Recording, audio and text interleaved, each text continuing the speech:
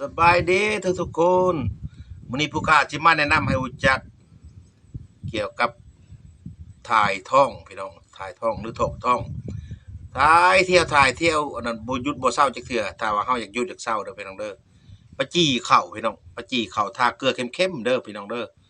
จี้ให้มันใหม่กว่านี้อันนี้ ผู้ข้าจี้บ่ใหม่ปานใดแล้วเอามาใส่น้ำพี่น้องเด้อใส่น้ำจอกหนึ่งไปนี่แหละจอกหนึ่งใส่เกลือเข้มๆเฮาปอนลงรถมันจอกก็จอกจักน้อยปอนลงใส่ไปนี่แบบนี้เด้อพี่น้องเด้อแบบนี้ เขาสิคอยจิบเอาแบบเดิมเด้อพี่น้องเด้อสิคอยจิบกินแส่ประมาณ10 นาทีเด้อพี่น้องเด้อ10 นาทีเขาจะกินเด้อคอยจิบไปสิเฮ็ดให้อันเฮาสุท้องถ่ายท้องนะสิเที่ยวไปถ่ายบ่หยุดบ่เซาจักเทื่อนะเฮ็ดอะไรก็บ่หยุดบ่เซานะไปจี้เข้า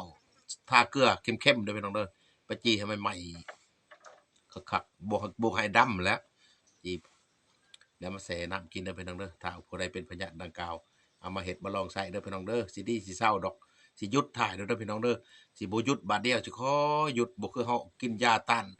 อันนั้นได้ บ่คือเฮากินยาลวงต้านอันนั้นได้อันนี้มันสิคอยเซามาซะมาเฮาสิบ่เมื่อยบ่อิดดอกพี่น้องเด้อจือจำนำไว้เด้อผู้ข้าบ่ทวรมาแบ่งปันเด้อพี่น้องเด้อเอาผู้ใดเป็นพยาธิดังกล่าวให้ดีให้เซาเด้อพี่น้องเด้อสาธุอยู่ดี